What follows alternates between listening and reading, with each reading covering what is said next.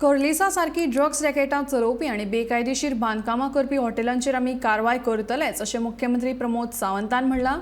एनजीटीच्या आदेशा प्रमाण शुक्रारा सकाळीं कर्लिसाचें डेमोलिशन आमी सुरू केल्लें।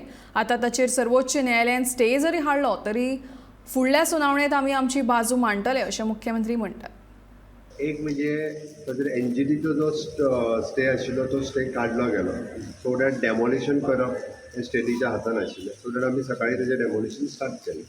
सकाळीं डेमोलिशन स्टार्ट केल्या उपरांत बरेचशे डेमोलिशन एज पर माय इन्फॉर्मेशन जाल्या। त्या खातीर एक गजाल पयलीं निश्चित आसा, ड्रग्स आनी इनलिगलिटी हाका सरकार केन्नाच थारो दिवचें ना।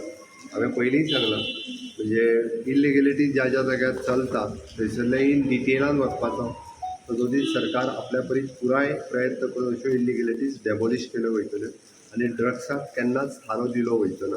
त्या खातीर ऑलरेडी जाका डेमोलिशनची ऑर्डर आशिल्ली, तेजें डेमोलिशन स्टार्ट जालें।